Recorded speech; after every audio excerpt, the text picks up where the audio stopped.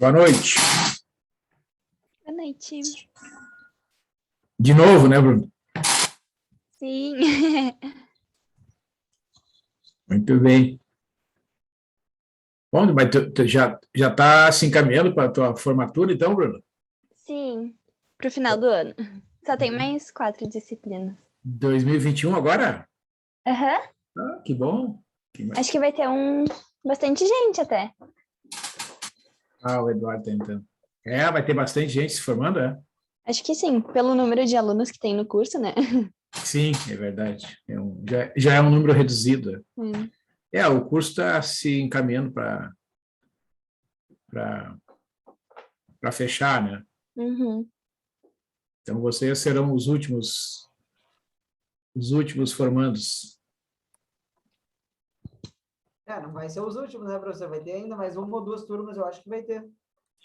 Não, eu digo os últimos formandos porque Valeu, né? não está tendo mais praticamente entrada, né, de alunos. Às vezes até entra quando a gente tem tido alunos que ingressaram assim que já vindo de outras instituições, né, com muitos créditos já realizados, isso aconteceu. Uhum. Mas não, pelo que o professor Augusto esses dias me passou alguns dados, até 2023 pelo menos deverá ter alunos se formando. Sim, eu achei que ia ter menos até. Eu estava ontem conversando com o Lucas. Eu estava achando que ano que vem, eu achava que ia 2022/2 ia ser a última, a gente estava achando. Porque não tem muita gente, né? Não, mas o segundo ele fez um estudo assim, ainda tem alunos que vão precisar de mais um tempinho, né? Uhum. Mas passa rápido, né? Em 2 anos é rápido. Tá. Bem, pessoal, eu estive conversando, né, na aula anterior ali com o pessoal das variáveis complexas, né, e sobre essa questão das aulas presenciais, né? A gente já conversou sobre esse assunto na terça-feira passada. E eu, assim, tô vendo que vai ser difícil de conciliar, assim, sabe, essas aulas das turmas que eu tenho no horário NP com as turmas que eu tenho no horário LM, né?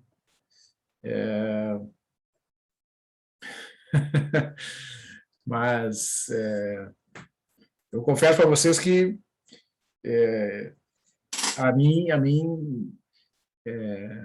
seria bem mais conveniente, bem mais prático se eu tivesse aulas presenciais a noite inteira lá na universidade, né?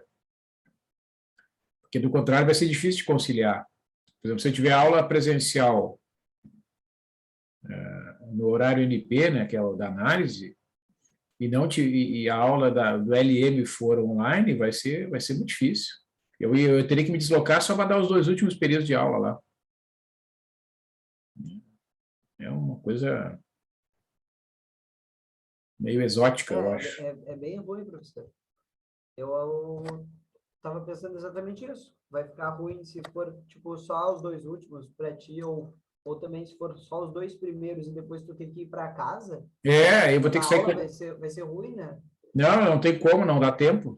Uhum. Vou chegar, se eu sair de lá 20 para as 9, 15 para as 9, né, que a aula termina em torno de 15 para as 9. Até eu chegar no meu carro e tal, chegar em casa aqui já vai ser quase 9h30. Sim, já não tem como. Aí, sabe, e até chegar em casa, me organizar, então, aí eu vejo que... E também tem a outra questão, né, pessoal, que a gente tem que colocar em primeiro lugar, eu acho, né, que eu acho que é a questão da segurança em relação à vacinação, né? Eu não sei no caso de vocês, mas eu tomei só uma dose da vacina, né? Eu tomei já as 2. Então, esse mês de agosto eu realmente, o planejamento é eu tomar a segunda dose agora na segunda quinzena de agosto, né? Mas, professor, o que eu pensei, talvez serve talvez um pouco também para essa disciplina, é que eu acredito que é uma disciplina que não tem muita prática, né? Ela é teórica, né? Então, eu não sei se é válido a aula presencial. Claro que vale, né? Sempre é bom uma aula presencial, a gente já sabe a comparação, né? Mas como ela é a gente consegue, acho que fazer, a gente já fez ao longo de um ano e meio aula pelo Zoom aqui, né? E acho que é válido manter ela presencial, talvez. Presencial não, online, né? Remoto. Visto que vai ficar ruim de tu conciliar com as duas disciplinas, né? Pois é. Eu acredito, até porque vai ter alguns alunos que não vão ir no... Eu iria no presencial, mas vai ter alunos que não vão ir, então eu acho que é válido permanecer talvez no modelo que está. Pois é, tá bem difícil de conciliar, né? E mas, enfim, vamos continuar conversando, né?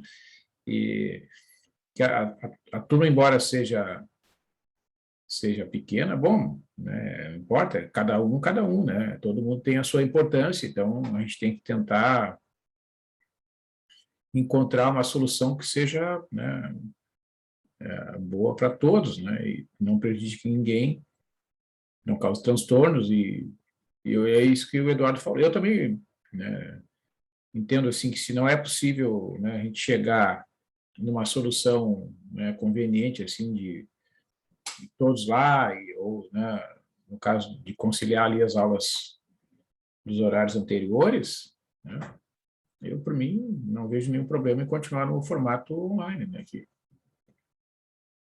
tá funcionando muito bem. Eu consegui me adaptar a esse formato aqui, né, mas, enfim,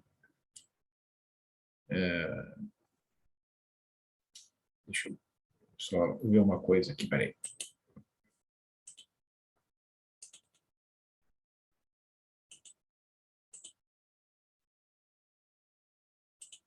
Deixa eu só abrir o plano de ensino aqui.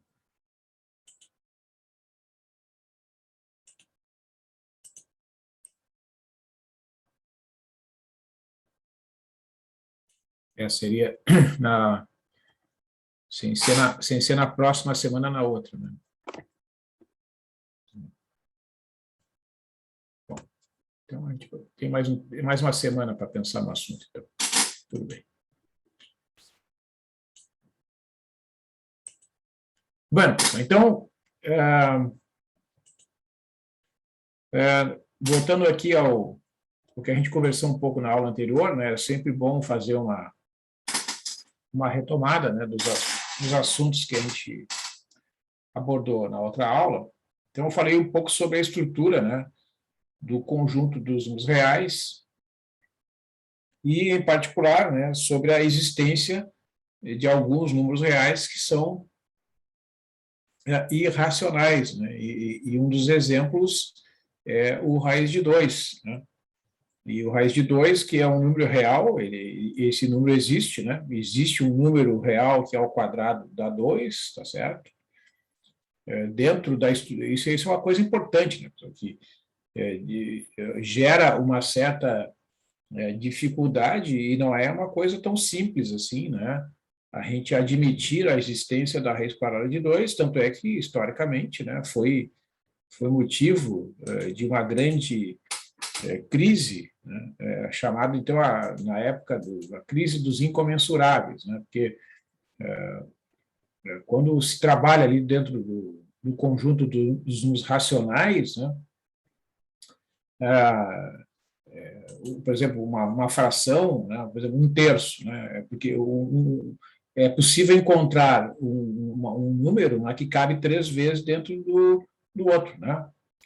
Esse é o significado da fração um terço, tá certo? Quando a gente diz que um certo número, o resultado é um terço, né, é porque um número cabe 3 vezes dentro do outro. 2 sobre 6, por exemplo, né? 2 sobre 6 é um sexto, é um terço, né? Isso equivale a dizer que o 2 cabe 3 vezes dentro do 6. Então, esses números são comensuráveis. Tá? Existe uma unidade de medida, que no caso é o 1, né, que cabe 2 vezes dentro do 2 e 6 vezes dentro do 6. Né? E a proporção, então, de um para outro é de 1 para 3. O que está sendo dito aqui, o fato do raiz de 2 ser um número irracional, né? Não existe, né, uma unidade de medida que caiba uma quantidade inteira de vezes dentro do numerador e dentro do denominador dessa fração aqui. Ó. Então, né, essas grandezas são incomensuráveis. Então, isso, como eu disse para vocês, provocou uma crise, né, na matemática grega ali por volta dos anos 270 a.C., porque na época, né, eles imaginavam que todos os números que existiam e que eram suficientes para explicar tudo que existisse no universo eram os números racionais. Tá? Então, isso é muito profundo, que você imagina, né? A crença das pessoas é uma coisa muito forte. Então, na época, quando eles se deram conta, né, que existiam números que não eram racionais, como raiz quadrada de 2, eles começaram a pensar, então, mas então talvez o que a gente saiba, né, o conhecimento que a gente tem não é suficiente para explicar o que acontece no universo. Né? É isso que provocou tanto questionamento por parte dos filósofos da época. Né? E depois, claro, com o tempo, né, eles acabaram entendendo e aceitando que realmente a raiz quadrada de 2 era um número, além de ser um número, era um número irracional, isto é, não era possível de ser expresso por uma fração, mas continuava sendo um número. Né? Então, a grande consequência, né, dessa descoberta é que eles acabaram se dando conta que existiam outros números além dos números irracionais. Portanto, deveriam existir, né, além daquele conhecimento que eles tinham, outras coisas que eles não conheciam e que deveriam ser também importantes. Essa é a grande consequência dessa descoberta. Né? Eles descobriram que os limites do conhecimento, né, eram maiores do que aqueles que eles imaginavam. E um outro exemplo, né, que eu comentei com vocês, que esse exemplo também não parece, né, mas é um exemplo muito importante, que difere, né, o conjunto dos números reais dos demais conjuntos, né, porque vocês observem, esta sequência aqui, né, cujo limite é o número e, né, vejam que cada número desta sequência é um número racional. Tá? Por exemplo, o A1, né, quando eu substituir o n por 1 aqui, o resultado será 1 mais 1 dividido por 1 elevado a 1, que dá 2, que é um número racional. Todo número inteiro é um número racional, né? Porque 2, por exemplo, é 2 dividido por 1. Né? O A2 é 1 mais 1 sobre 2, isto é, 1 mais 1 meio elevado ao quadrado. Somando aqui dá 3 meios. 3 meios elevado ao quadrado dá 9 quartos, que é um número racional. O A3, né, 1 mais 1 terço elevado ao cubo, 4 terços elevado ao cubo, 64 sobre 27. Vocês vejam que quando eu calculo este termo aqui, né, por que é possível provar, né, que ele é um número que pertence aos racionais? Ó. Vamos olhar aqui com maior atenção, né, nesta sequência. Você observe que esta sequência aqui, eu posso escrever como sendo, né, o resultado da soma. Se eu somar aqui o que está dentro do parênteses, né, fizer aqui a adição, calculando o mínimo múltiplo comum, né, dessas duas frações, eu terei n mais 1 dividido por n. Né? Basta somar. O mínimo múltiplo comum aqui é o n. n vezes 1 dá n. Então, 1 mais 1 sobre n é a mesma coisa que n mais 1 sobre n, elevado na n. Né?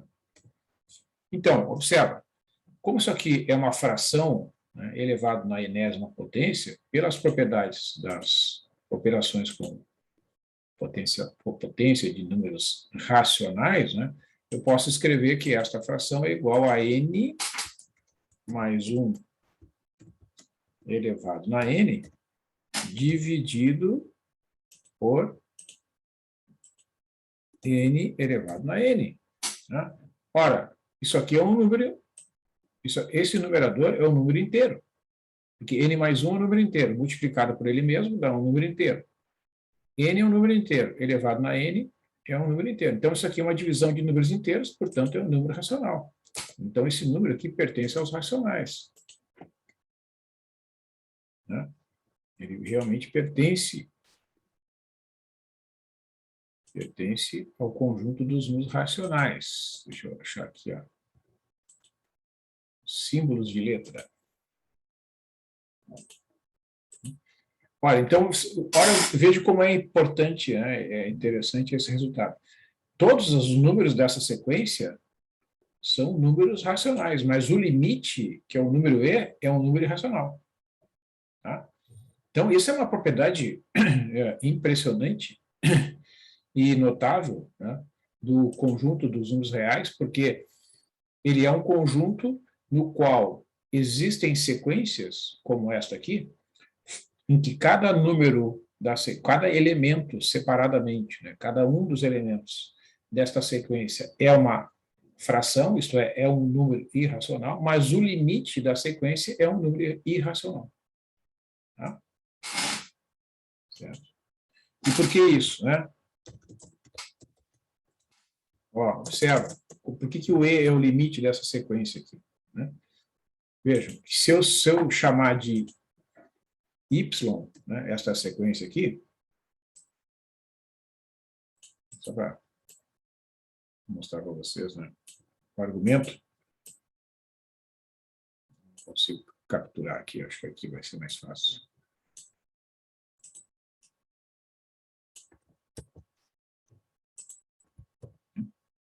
Então, como é que a gente faz para calcular esse limite? Observe que quando o n vai para infinito, né, aqui tu vai ter 1 mais 1 dividido por infinito, ou seja, a base é 1, né, e o expoente vai para infinito. Isso aqui é uma indeterminação. Tá?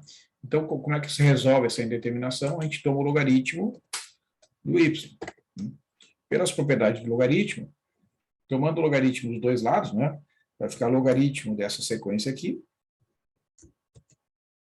que é igual a n vezes o Ln de 1 mais 1 sobre n.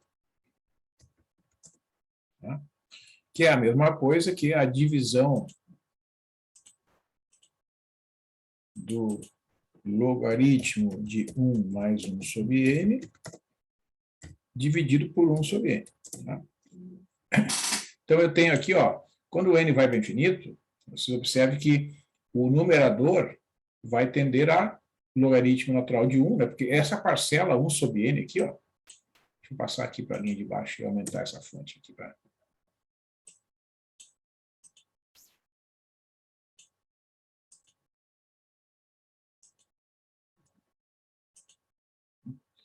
Você observa aqui, ó, nessa divisão, eu tenho que o numerador é logaritmo de 1 mais 1 sobre n. Quando n vai para infinito, este fator 1 sobre n tende a zero.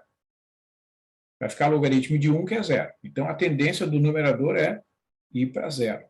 E o numerador, que é 1 sobre n, também tende a zero. Então, eu tenho 0 sobre 0, né? E aí eu posso usar a regra de L'Hopital.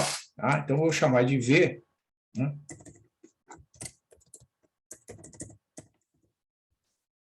Vou chamar de V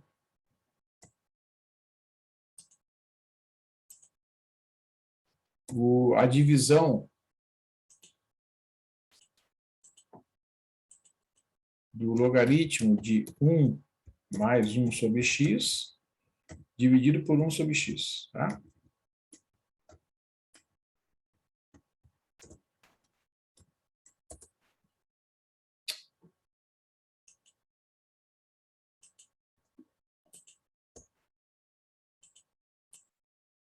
Não sei porque eu perdi a fonte aqui. Muito bem. Então, eu vou usar a regra de L'Hopital para calcular o limite, né? Quando x tende a mais infinito, temos uma indeterminação na forma 0 dividido por 0. Tá? Então, uso a regra de L'Hopital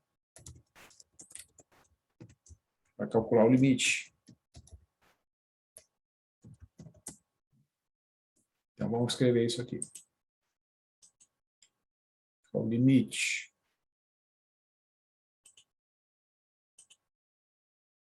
quando o x vai para mais infinito, cadê a flechinha? Está aqui.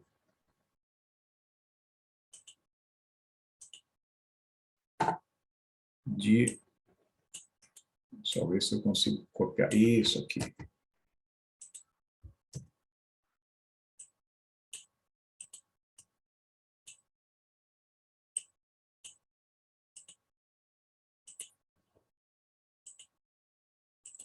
Então, vai ficar igual a este limite, né? Então, agora eu vou usar a regra do L'Hopital, tá? Para usar a regra do L'Hopital, eu tenho que derivar separadamente o numerador e o denominador, né? A derivada do logaritmo natural de u é 1 sobre u vezes u', né? Então, vai ficar 1, aqui, ó. Vai ficar 1 dividido por 1 mais 1 sobre x, vezes, né, a derivada do 1 mais 1 sobre x, né, que é menos 1 sobre x2. Né? Então, menos 1 dividido por x ao quadrado.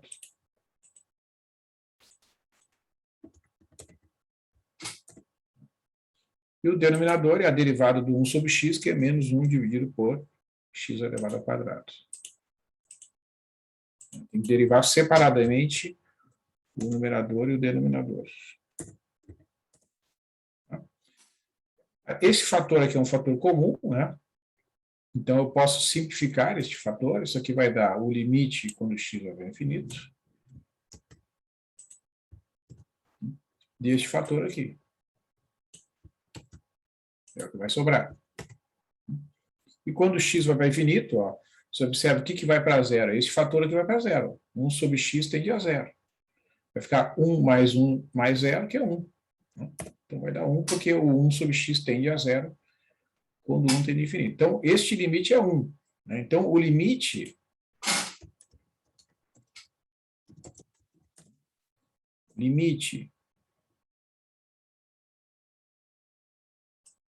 quando n vai para infinito, porque quando o x vai para os valores reais, né, o n que vai para os valores inteiros vai tender ao mesmo valor do limite. Então, esse limite aqui, ó, também vai ser 1. Né? Ora, mas esse limite é o logaritmo do y, né? Observe que isso aqui é o logaritmo do y. Então, eu tenho que o limite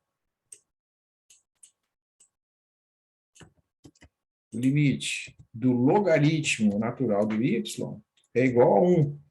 Mas, se o limite do logaritmo do natural do y é 1, portanto, o limite do y é igual a e, né? Porque o e é o número cujo logaritmo natural é igual a 1, né? Então, o limite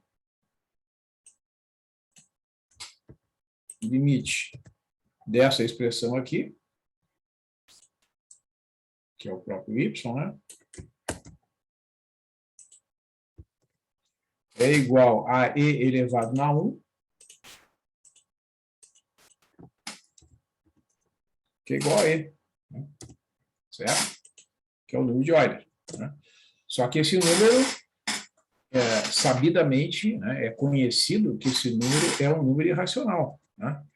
Certo? Mas o e é um número irracional.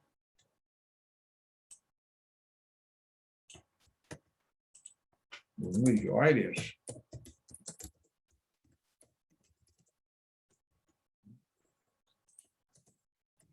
é um número irracional. Na verdade, é um número transcendente, mas é um número irracional, que é mais importante aqui.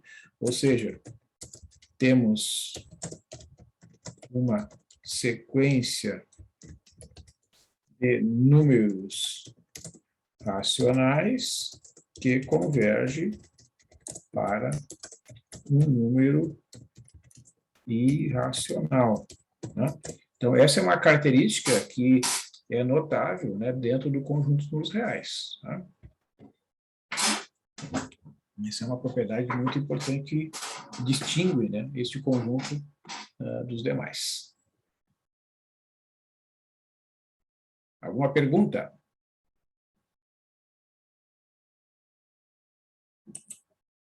Então, vou entrar aqui no Moodle, aqui, pessoal, para a gente olhar aquele texto lá, né, que a gente abriu na aula passada sobre o conjunto dos números reais.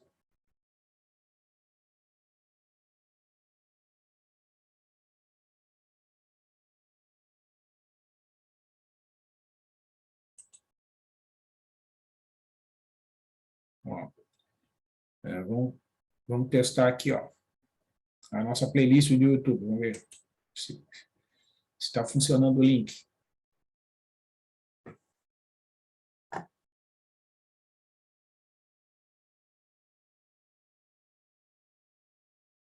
Tá? Vamos entrar aqui, então. Ó. Ó, tem aqui, ó, tá? O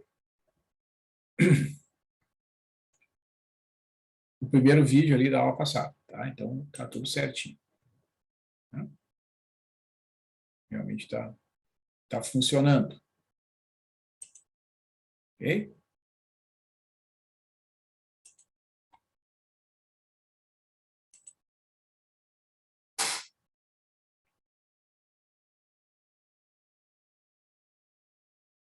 Então, a gente abriu esse arquivo aqui, né, que é um arquivo que eu dispus ali no Moodle sobre o conjunto dos números reais. Né?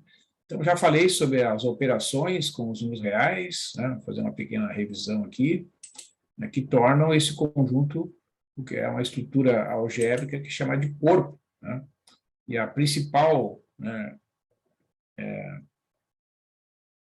característica, né, de um corpo é que todo número real diferente de zero possui um inverso multiplicativo.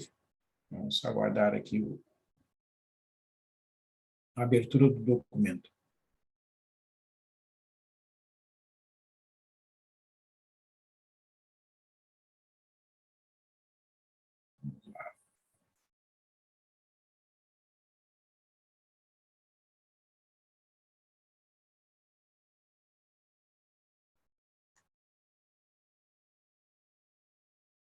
Tá, beleza.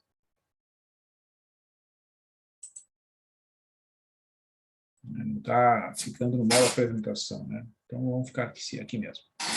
Tá? Então, a gente viu que essa estrutura do conjunto dos números reais unida de adição e multiplicação, né? O zero é o elemento neutro na adição, o 1 é o elemento neutro na multiplicação. Né? Todo número real possui inverso aditivo, somado com ele dá zero, e todo número diferente de zero possui inverso multiplicativo, né? De modo tal que denotado por x a menos 1, de modo tal que x vezes x a menos 1 dá 1. Né? A probabilidade da distributividade é válida. E o conjunto dos números reais é um corpo ordenado, né? E ele pode ser expresso como a união desses três conjuntos, subconjuntos, por exemplo. O R+, que é o conjunto dos números reais maiores do que zero, ou números reais positivos, unido com o R-, que é o conjunto dos números reais negativos, e o conjunto que contém o zero. Né? Certo? Então, esse conjunto nós veremos, é um conjunto ilimitado superiormente e não enumerável.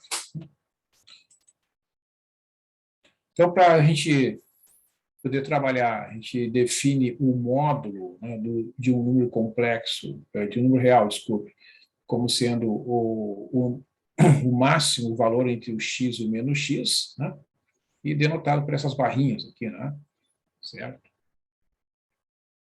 E o primeiro teorema diz que se o x e o y pertencem ao conjunto dos números reais, então o módulo de x mais y é menor ou igual ao módulo de x mais módulo de y, e o módulo de x vezes y é igual ao módulo de x vezes módulo de y. Né? Certo? E é chamada de desigualdade triangular, e essa desigualdade é muito importante. Né? E o teorema 2 diz que, se eu considerar que a e x e delta números reais, né, a gente vai ter que módulo de x menos a é menor que delta, se e somente se o x é maior que a menos delta e menor que a mais delta, né, que é uma vizinhança do conjunto do ponto A, né, de raio delta. Tá? Então, né, os principais intervalos contidos dentro do conjunto dos números reais são o intervalo fechado, né? O conjunto dos números reais, dos valores de x pertencentes aos reais, em que o x é maior ou igual a e menor ou igual a b. Aqui, né? Então, fechado em A e fechado em B. A gente diz que é um intervalo fechado nas duas extremidades. Então, é formado pelos pontos que estão exclusivamente entre o A e o B, incluindo o ponto A e o próprio ponto B. Essa notação aqui é o chamado intervalo aberto, né? Então, é o conjunto dos números reais que são maiores do que A e menores do que B, ou seja, exclui o ponto A e exclui o ponto B, são somente os pontos entre A e B, né? Esse aqui é um intervalo fechado em A e aberto em B, então são os valores de x em R que satisfazem essa condição, o x é maior ou igual a A e menor do que B. E aqui é o intervalo aberto em A e fechado em B, digamos, o simétrico, né? Então é o conjunto dos valores de x pertencentes aos reais, em que o x é exclusivamente maior que A e menor ou igual a B. E aí os intervalos ilimitados, inferior ou superiormente, né? Essa anotação aqui, né, é o intervalo dos valores pertencentes aos reais, em que o x é menor ou igual a b. Né? Então, são todos os números reais menores ou iguais a b, então se denota por intervalo aberto, de menos infinito até b. Então, esse símbolo menos infinito, quando a gente utiliza na representação de um intervalo, ele sempre deve ser usado com o símbolo do parênteses, né, para representar um intervalo aberto. Né? E aqui eu tenho o intervalo aberto nas duas extremidades, né, de menos infinito até b, com parênteses nas duas extremidades. Então, são os valores de x pertencentes a R, em que o x é menor do que b, exclusivamente. Né? Esse aqui é o intervalo fechado em A e vai até mais infinito. Né? São os valores de x pertencentes a R, em que o x é maior ou igual a A.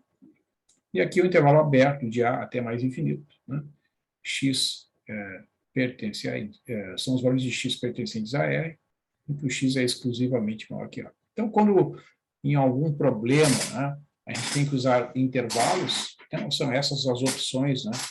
Os intervalos podem ser fechados, abertos, enfim. Né, mas no caso especificamente dos intervalos ilimitados, né, inferior ou superiormente, obrigatoriamente se usa o parênteses. Né? Então, o símbolo menos infinito, né, é para representar intervalos limitados inferiormente. Né? E o símbolo do mais infinito para representação de intervalos ilimitados superiormente. Então, nós temos esses, são os principais subconjuntos dentro do conjunto dos números reais, né? Os naturais, os inteiros, os racionais contidos no conjunto dos números reais. Os naturais, como eu comentei na aula anterior, né? Formado pelo número 1, 2, 3, o n e o sucessor de n, n mais 1 e assim por diante. É um conjunto também ilimitado superiormente e limitado inferiormente. O conjunto dos números inteiros, né? Que é um conjunto ilimitado inferiormente, vem lá do menos infinito, menos 3, menos 2, menos 1, 0, 1, 2, 3, etc. Né? Existe toda uma construção dos números inteiros. Né? A gente pode pensar que cada número inteiro é formado por um par de números naturais e é possível definir classes de equivalência, né? Com a operação de subtração, e a gente consegue definir, então, os números inteiros como classe de equivalência a partir do conjunto dos números naturais. O conjunto dos números racionais é o conjunto formado pelas divisões, né, de números inteiros em que o denominador é diferente de zero, e o conjunto dos números irracionais, que é o R menos Q. Então, são esses os principais subconjuntos, além dos intervalos. Né? Então, a gente tem aqui ó, a chamada desigualdade de Bernoulli, certo? Que diz que para todo número real x maior ou igual a menos 1 e para todo número n pertencente aos naturais, tem-se que 1 mais x elevado na n é maior ou igual a 1 mais n vezes x. Né? Então, para eu demonstrar esta propriedade, para eu demonstrar a validade dessa propriedade, né, eu posso recorrer, né, à demonstração por indução. Né? Vamos supor que o n seja 1. Né? Então, se eu substituir ali o n por 1, vai ficar 1 mais x elevado a 1, e do lado direito dessa desigualdade vai ficar 1 mais x. E, evidentemente, que 1 mais x elevado a 1 é maior ou igual a 1 mais 1 vezes x, porque, na verdade, essas coisas são iguais. Quando vale a igualdade é porque vale o maior ou igual também. Né? Então, 1 mais x elevado a 1 realmente é maior ou igual a 1 mais 1 vezes x. Então, a gente supõe que a desigualdade é válida para o n. Né? Certo? Eu suponho aqui que essa desigualdade é válida para n. Né? E vou provar que ela vai ser também válida para n mais 1. E como é que eu faço isso? Eu vou multiplicar os dois lados da desigualdade por 1 mais x. Né? Quando eu multiplicar por 1 mais x, que é maior ou igual a zero, né? Já que o x é maior ou igual a menos 1, 1 mais x é maior ou igual a zero. Portanto, a desigualdade vai se manter. Tá? Então, do lado esquerdo aqui do sinal da desigualdade vai ficar 1 mais x elevado na n mais 1. E aqui do lado direito vai ficar 1 mais x, 1 mais nx vezes 1 mais x, certo? Isso aqui é o lado esquerdo, né, da desigualdade, só que eu fatorei aqui, né? Então, do lado direito está aqui o sinal, ó, 1 mais nx vezes 1 mais x, tá? Então, 1 mais x elevado a n mais 1 vai ficar maior ou igual. 1 vezes 1, usando a propriedade distributiva aqui, ó, 1 vezes 1 dá 1, tá? 1 vezes x dá x. Nx vezes 1 dá nx, e nx vezes x dá nx ao quadrado. Tá? Então, eu coloquei o nx ao quadrado aqui, porque é um termo que aparece como destaque. Porque observa, eu tenho um fator comum aqui, né, que é o x, tá vendo? Então, eu fatoro o x, vai ficar igual a 1, que é essa primeira parcela aqui, né, mais n mais 1 vezes x, ó, fatorei o x, ficou n mais 1 vezes x mais nx ao quadrado. Mas observe que, como n é um número natural, essa parcela em vermelho aqui é sempre positiva, tá?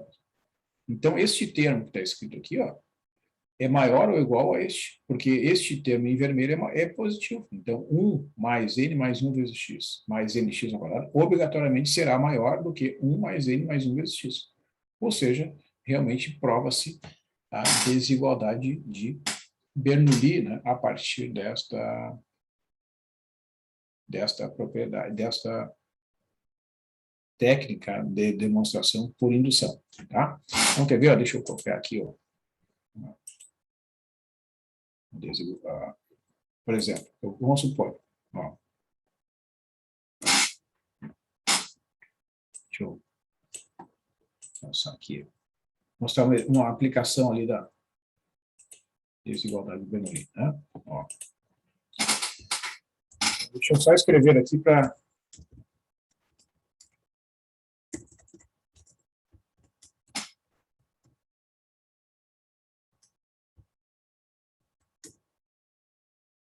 Deixa eu ver se eu consigo capturar de lá. Acho que não vou conseguir, né? Eu não sei por que ele... Ah, é que ele está no Teams, daí ele não...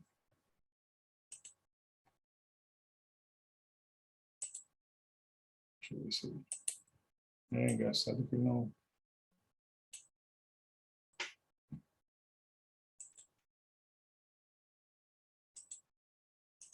Então, vamos escrever aqui.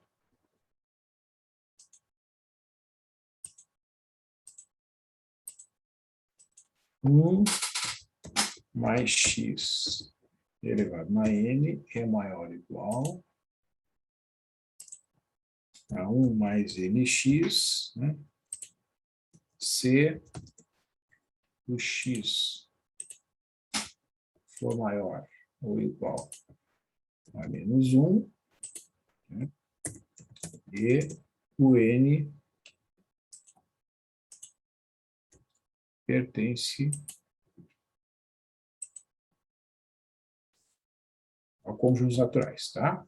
Muito bem. Então, por exemplo, uma aplicação.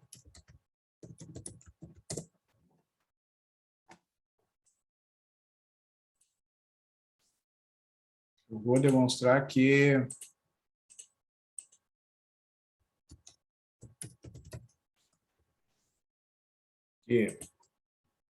o limite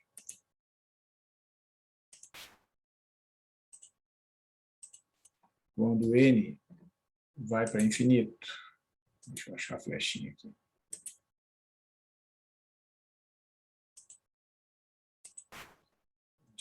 Digamos, vamos pegar aqui uma sequência, 2 na n, tá? Eu vou mostrar que esse limite é mais infinito. Vou botar o sinal aqui também. Tá, pessoal? É importante botar o sinal, né? Uma vez eu me lembro que a gente estava debatendo esse assunto lá na sala dos professores, né? Já conversei com muitos professores meus a respeito, né? Tem autores que escrevem o infinito sem o sinal, né? Mas não é muito elegante, né? E fica uma dúvida. Então, se a gente bota o símbolo precedido do sinal ali, não fica nenhuma dúvida que realmente a gente está falando do mais infinito, tá? Então, eu quero demonstrar que o limite da sequência 2 na n, quando n vai para mais infinito, é mais infinito. Tá? Então, tá. Então, eu vou fazer aqui a demonstração. Vou mostrar aqui. Tá? Então, observa, 2 na n, vou copiar aqui, ó. 2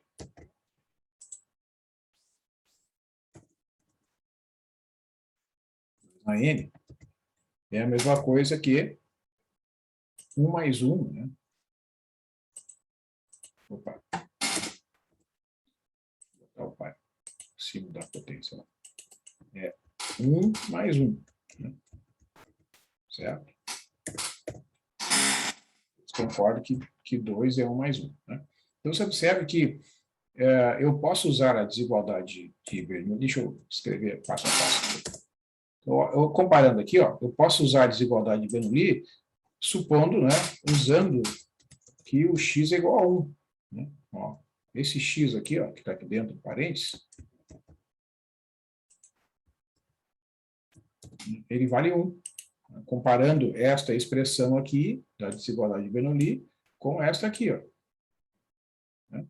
Então, se eu copiar aqui, deixa eu copiar. Eu posso dizer, de acordo com a desigualdade de Bernoulli, que isso aqui é maior ou igual assim, tá, a 1 mais n vezes 1. Né? O x é 1, ó, aqui dessa desigualdade. Né? Ou seja, isso aqui é 2 na n, né? Ó, 2 na n é maior ou igual a 1 mais n. Né? Ora, quando n vai para mais infinito, evidentemente que essa expressão aqui, ó, ela pode ser tornada tão grande quanto quiser. Né? Quando n vai para mais infinito, n mais 1 também vai. Eu posso tornar esse número aqui maior que qualquer número real. Né? Como o número 1 mais n cresce sem limite superior quando o n vai para mais infinito, eu vou copiar daqui, ver se eu consigo copiar. Para ver se eu consigo isolar. Maravilha, né? Concluímos que, já que o 2 na n é maior, né? Ora, se 1 mais n cresce sem limite, o 2 na n, que é maior, também cresce, né? Então, portanto, eu posso afirmar que este limite realmente é mais infinito. Quando uma grandeza vai para mais infinito e eu tenho uma outra que é maior que ela, essa aí obrigatoriamente tem que ir para mais infinito também. Tá? Então, a desigualdade de Bernoulli, né, permite comprovar que realmente o limite de 2 na n é igual a mais infinito quando n vai para mais infinito.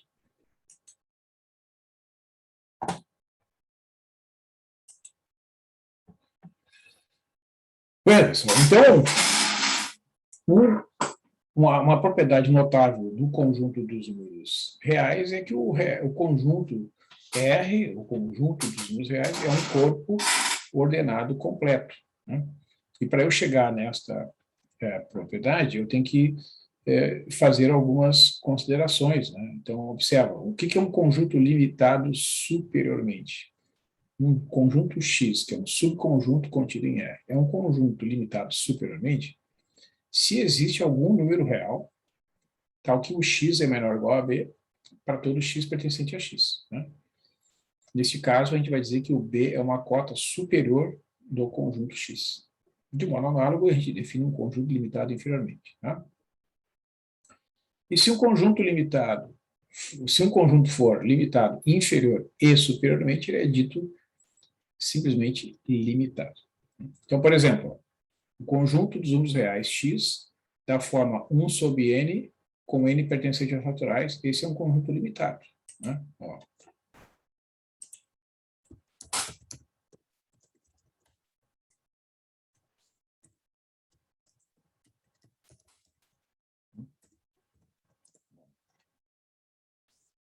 X da forma, dos números da forma 1 sobre n, onde o n pertence aos naturais. Isso eu acho que o n aqui. Ó, ficou mais bonito. Esse é um conjunto limitado. Observa. Quando o n, se eu escrever aqui os elementos do conjunto x, né, eu teria aqui, ó, quando n é 1, dá 1. Né? Quando n é 2, dá 1 meio. Né? Quando n é 3, dá 1 terço. Quando n é 4, dá 1 quarto. E assim por diante. Né? Certo? Então, observa que todos os números são positivos, né? E todos eles são menores ou iguais a 1. Né? Então, uma cota, né? uma cota superior de x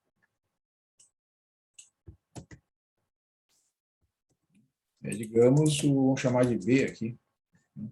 É o b igual a 1. Né? Certo?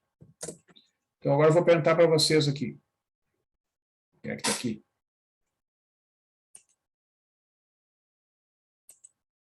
Opa. O que aconteceu aqui? Deixa eu perguntar aqui. Vou perguntar para vocês aqui. Dê um exemplo de uma cota inferior aqui do conjunto X do exemplo aqui, por favor. Opa.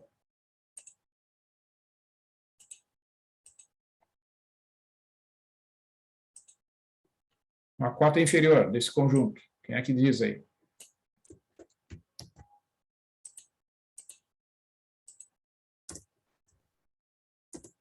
Cota inferior seria o 0. É o 0. Exatamente. Né? Certo? Todos os números. Né? Vejam, ó. Todos esses números aqui, dentro desse conjunto, são menores ou iguais a 1. Né? Então, o 1 é uma cota superior. E, ao mesmo tempo, todos eles são maiores do que 0. Né? Então, o 0 é menor do que qualquer número que pertence a este conjunto aqui. Então, o 0 é uma cota inferior do conjunto X. Então, como ele tem cota superior e como ele tem cota inferior, ele é um conjunto limitado. Né? Ele é limitado superiormente, por exemplo, pelo 1, né? E é limitado inferiormente pelo 0. Agora eu vou fazer uma outra pergunta aqui para vocês. A cota superior do x ali, que é o b igual a 1, ela é única ou existem outras cotas superiores para esse conjunto?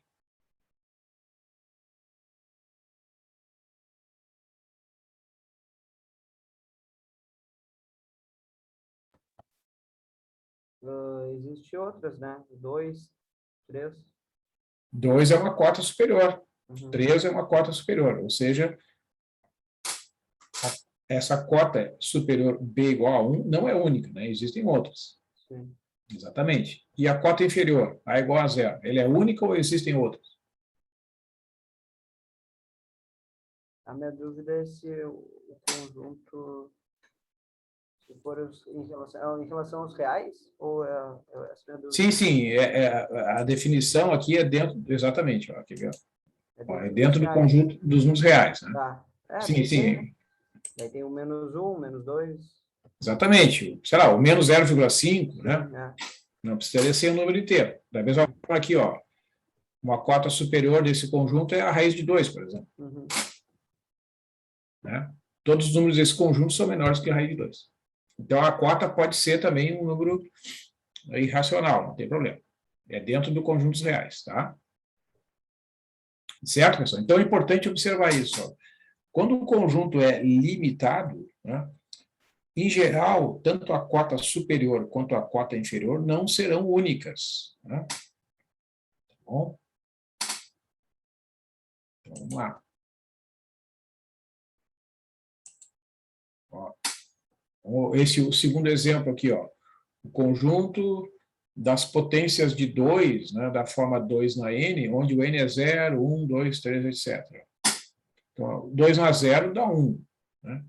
2 na 1 dá 2. 2 ao quadrado dá 8. 2 ao cubo dá 3. A gente viu que agora ali pela demonstração, né, da aplicação da desigualdade de Bernoulli, que esse conjunto é ilimitado superiormente, mas é limitado inferiormente.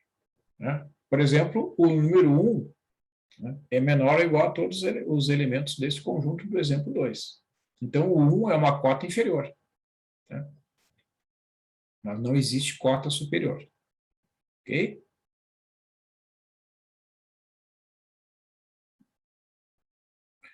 O terceiro exemplo, o conjunto das somas parciais da série 1 sobre n. Ó.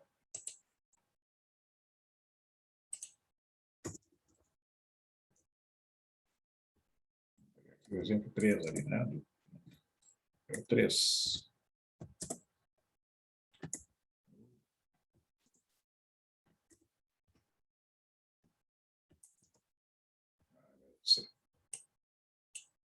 Vou botar aqui.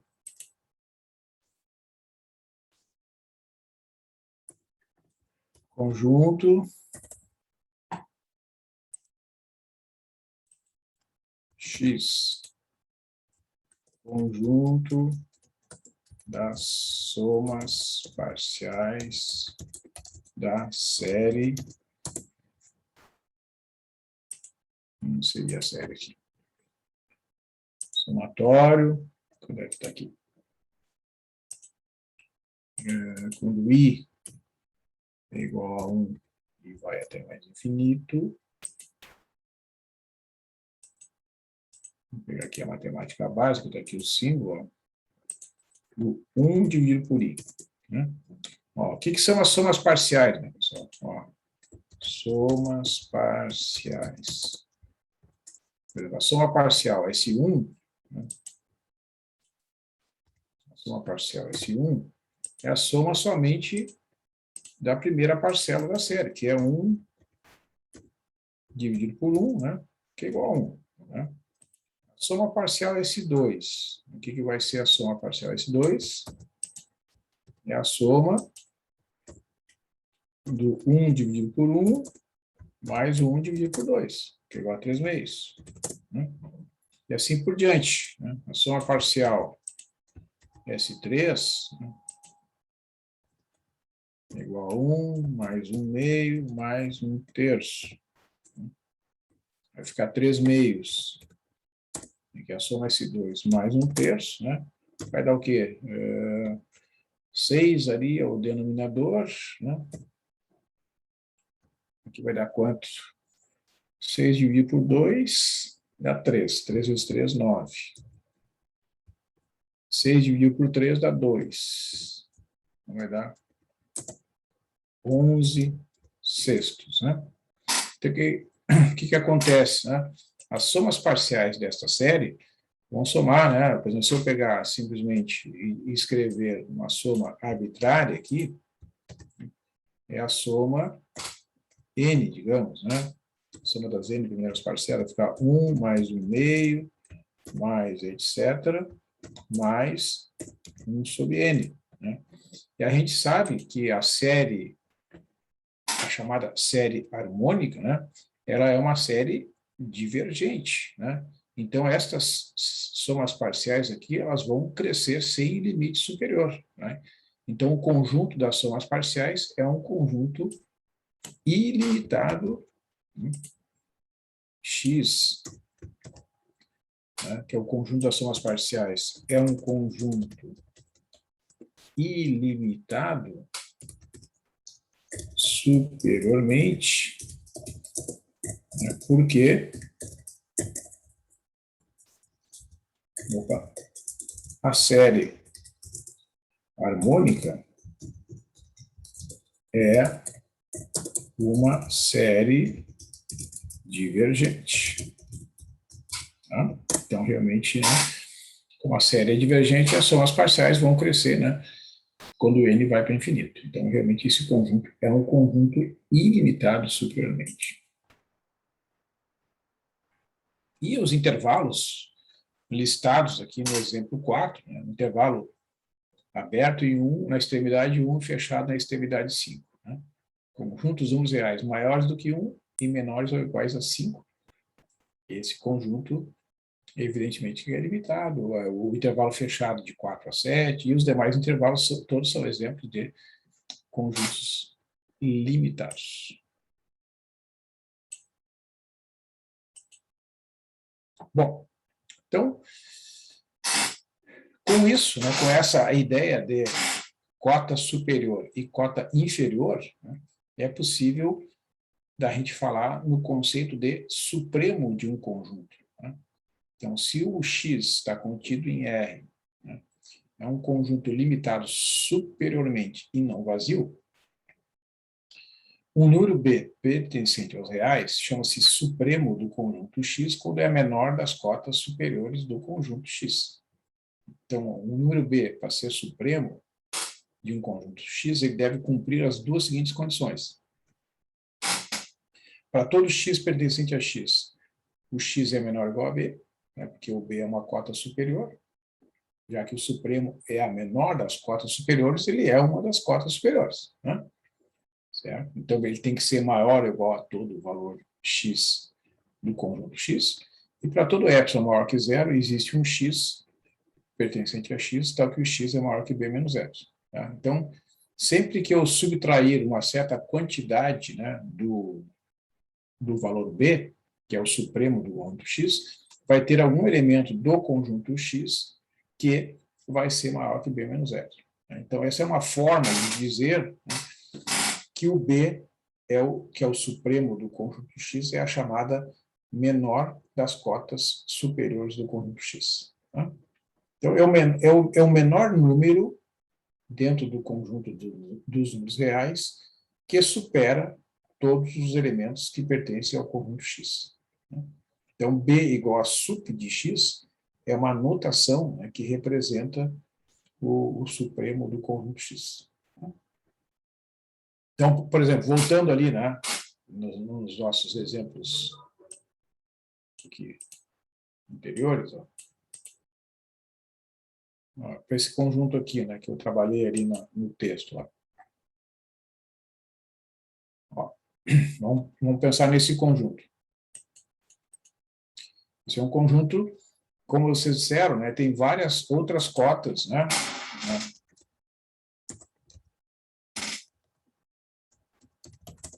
Outras cotas superiores são, por exemplo, o 2, né, o 3, o 4, a raiz de 2, né? Eu comentei ali, a raiz de 2 é um número que é também uma cota superior desse conjunto, tá? Bom, agora eu pergunto, né? Dessas cotas aqui superiores, né? Qual a menor das cotas superiores de X? Né? Então, de todas as cotas superiores desse conjunto, qual delas é a menor de todas? Para este exemplo aqui, ó, destacado ali na tela.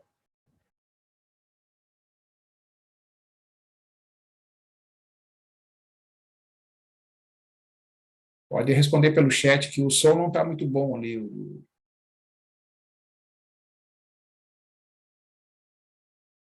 Quem é que está acompanhando aqui? O Eduardo, a Bruna e a Gabriela.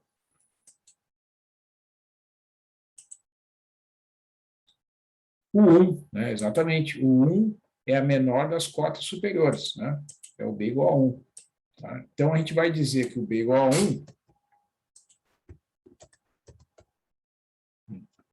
né? Por essa razão, né? O B igual a 1 vai ser chamado de supremo desse conjunto. Né? Deixa eu passar ali para outra página, então.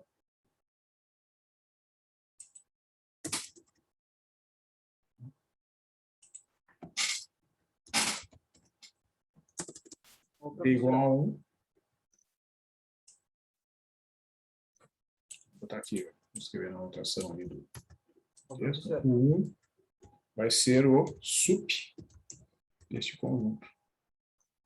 Tá?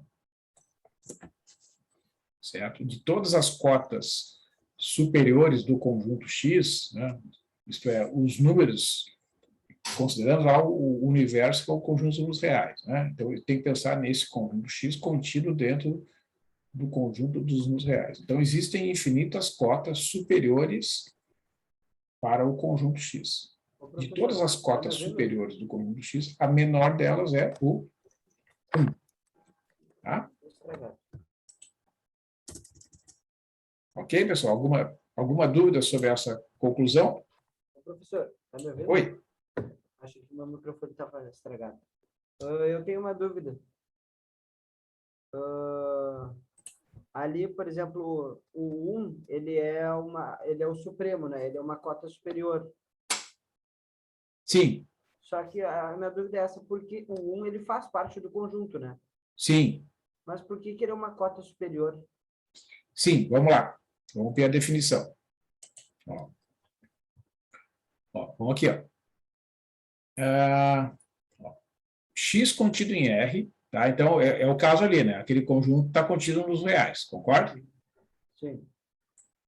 Então, esse conjunto é chamado de conjunto limitado superiormente se existe algum B pertencente aos reais, tal que o X é menor ou igual a B para todo X pertencente a X. Então, não está dito aqui, ó, na definição, que o B não possa ser, eventualmente, algum elemento do próprio conjunto X. Não tem nenhum problema. Ele é um número real, certo? Que ele satisfaz essa condição. Ele é maior ou igual a todos os elementos do conjunto X, mas ele pode ser, eventualmente, algum elemento do próprio conjunto. Quer ver? Ó? Vamos ver aqui. Ó. Vamos olhar aqui esse conjunto. Tá? Todo elemento deste conjunto aqui, né, é menor ou igual a 1. Concorda? Sim, concordo. Mas, por uma característica desse conjunto, este número, que é o 1, é também um elemento do conjunto X, mas não entra em contradição ali com a definição. Então, não tem nenhum problema de que, em alguns casos, né, não em todos, o supremo do conjunto possa estar no próprio conjunto. Então, se eu fosse, por exemplo, responder qual é a cota superior dele, eu colocaria o intervalo do 1 fechado até o mais infinito. Não. Aí não. Aí tu poderia dizer assim, eu entendi o que tu quer dizer. Tu pode dizer assim, ó, todo elemento deste conjunto que tu citou é uma cota superior do conjunto X. Todo elemento pertencente ao intervalo de 1 a mais infinito, mas não a dizer que a cota superior é o intervalo, entendeu? Mais ou menos. Assim, ó eu entendi o que tu quer dizer. Tu está querendo dizer que todo número que é maior ou igual a 1 é uma cota daquele conjunto, é isso? Sim, é isso aí. Tá. Ok, mas a cota é um número e não um intervalo. Ah, tá. Né? Então, tu pode dizer assim, ó, todo elemento que pertence ao intervalo tal é uma cota superior do conjunto X. Entendi. Certo? Certo. Muito bem. Agora o ínfimo. Né? O que é o ínfimo? O ínfimo é a maior das cotas ínfimo. Vamos escrever aqui. Ínfimo de um conjunto é a maior das cotas inferiores de um conjunto. Tá?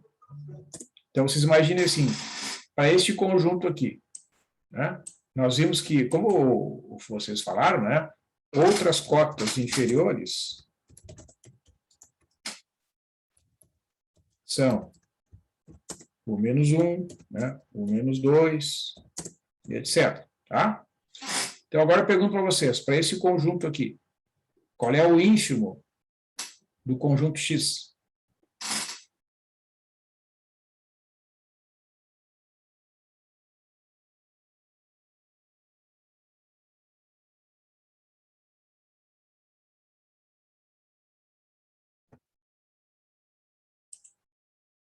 O zero. Acho que é o zero.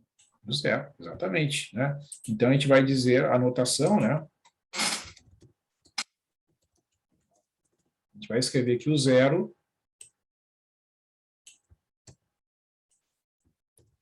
é o inf do conjunto X. Tá? De todas as cotas que são inferiores, ó, pensa assim, ó, nos números, né? Qualquer número real que está aqui nesse conjunto, ó, 1 meio, 1 terço, é maior ou igual a zero. Tá? Vai ser maior ou igual a menos 1 também, né? Todos os números que estão aqui dentro desse conjunto são maiores do que menos 1. São maiores do que menos 2. Então, os números negativos são cotas inferiores.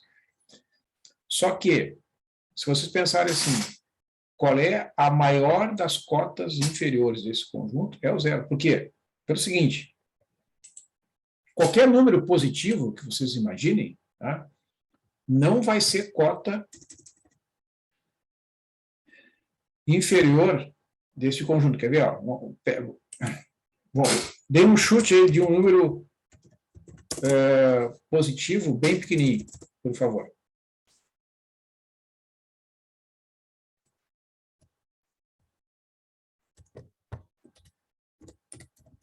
Zero vírgula 0,01. Como? 0,01. 0,01. Muito bem.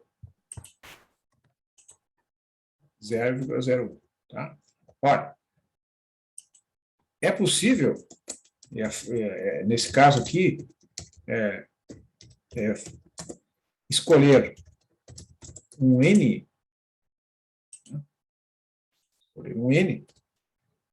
tal que 1 sobre N, vamos botar na forma de equação aqui, na forma de uma pergunta, tá? É possível escolher um N tal que 1 sobre N seja menor do que 0,01? É possível descobrir um N para que essa condição aqui seja satisfeita?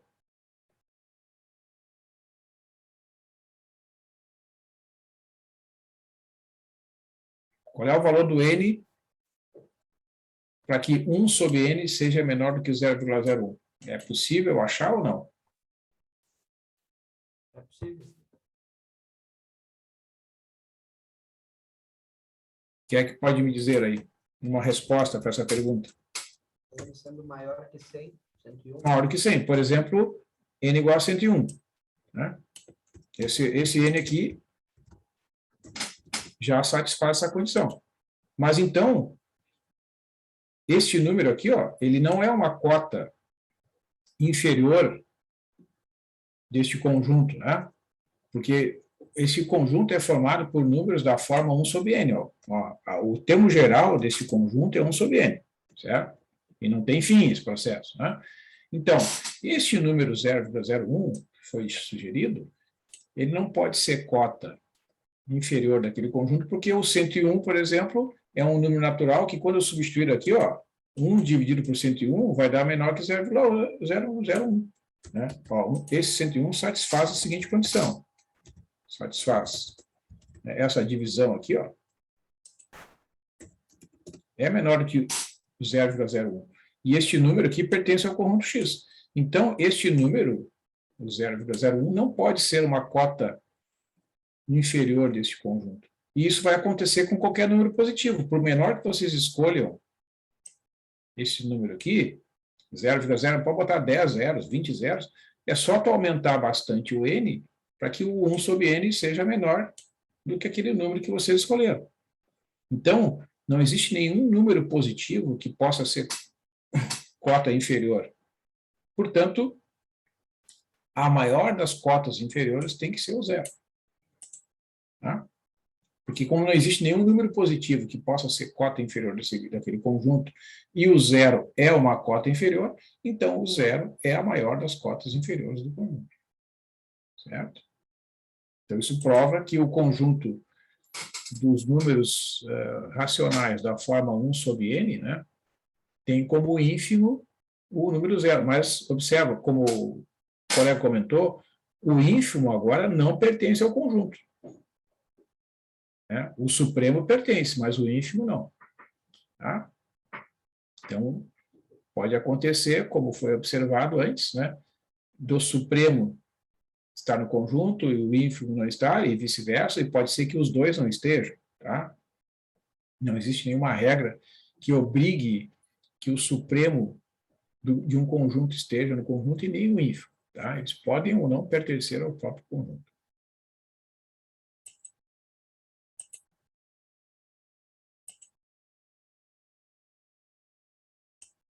Muito bem.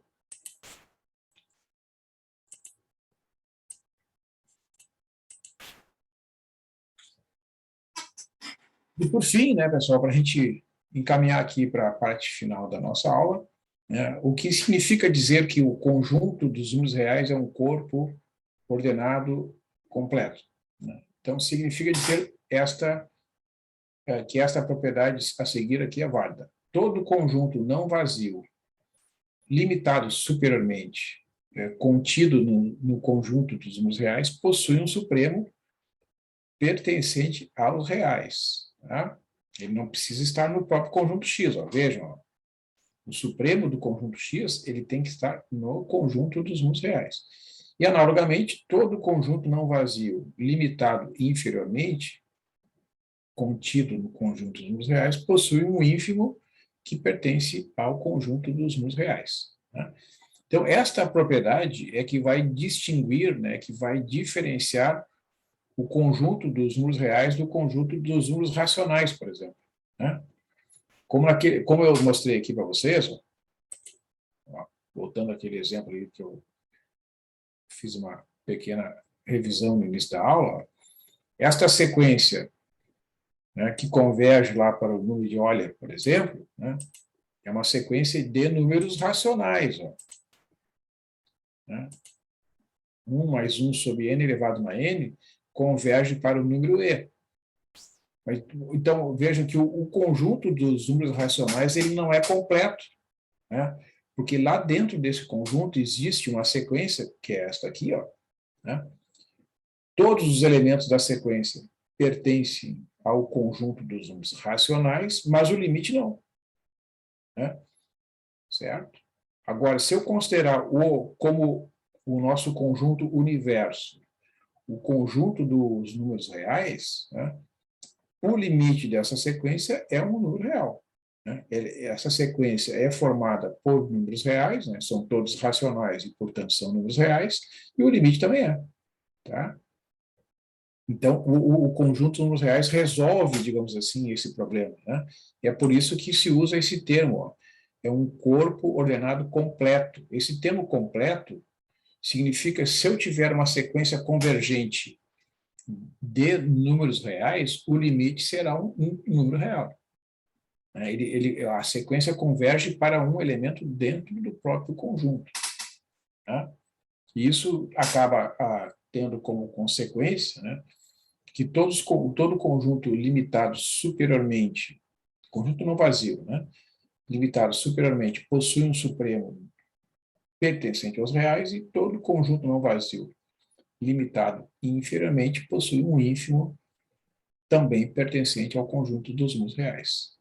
Então, essa é uma propriedade que diferencia, né, isso, digamos assim, dentro da filosofia, né, foi interpretado, né, essa propriedade foi interpretada da seguinte maneira, né, a gente pode pensar o conjunto dos números reais como um conjunto em que os números estão alinhados, assim, né, numa reta, né, então imaginando ali um ponto de referência, o zero, né, os negativos estariam à esquerda do zero, os positivos à sua direita, tá? Eles vêm lá do menos infinito e vão até o mais infinito, né? E não vai ter nenhum buraco, né? Não vai ter nenhum ponto a descoberto ali, né? Esse é o sentido, né, de dizer que o conjunto dos números reais é um corpo ordenado completo, né? Toda sequência convergente, né, vai ter como limite um número real. Então, esse é interessante, né? Porque eu fiquei pensando assim, o impacto, né, desse resultado. Tem uma sequência de números racionais, né? Cada número da sequência, cada elemento da sequência em particular é um racional, mas o limite é irracional. O que isso quer dizer? Que dentro do conjunto de números reais, os números racionais e os irracionais estão muito próximos uns dos outros, né? Porque a ideia de limite, o que é? É um processo de infinito, né? Um processo de convergência é um processo infinito, certo? E no caso do número e, né, como ele tem infinitas casas decimais, que não existe uma regularidade na sua formação, isso é, não consegue prever, né, não existe uma regra para determinar qual é a formação das infinitas casas decimais do número e, né, aquela sequência de números racionais, 1 mais 1 sobre n elevado a n, vai convergindo, né? Mas formado é uma sequência de números racionais, mas quando chega, tá, entre aspas, né, lá no limite, é um número irracional. Portanto, numa vizinhança do número e, existem infinitos elementos daquela sequência, que estão tão próximos do número e quanto a gente possa imaginar, né? Esse é o significado profundo aí desta propriedade, né, que a gente chama de completeza do conjunto dos números reais, tá? É uma coisa extraordinária, né, que realmente distingue o conjunto dos números reais dos demais conjuntos, tanto dos racionais quanto dos irracionais, e que torna tão difícil, né, a sua compreensão e que gerou tanto debate ali quando da descoberta, por exemplo, do raiz de 2, né? Porque daí modificou totalmente, né, a forma de pensar dos filósofos ali na época dos anos 300 a.C., né? E depois também teve um grande impacto quando se descobriu que existem muito mais números irracionais do que números racionais, né, dentro do conjunto dos números reais. Bom, então é isso, pessoal. Vou encaminhar aqui para finalizar a nossa aula de hoje. Eu agradeço aí as participações de vocês, né? É importante que vocês respondam as perguntas, né? Porque daí isso, né, ativa aí, né, os neurônios ficam mais atentos, né? É importante que vocês também façam essas participações aqui durante as aulas, ok? Valeu. Então tá, uma boa noite para vocês e até a próxima terça-feira. Até semana que vem. Boa noite. Tchau.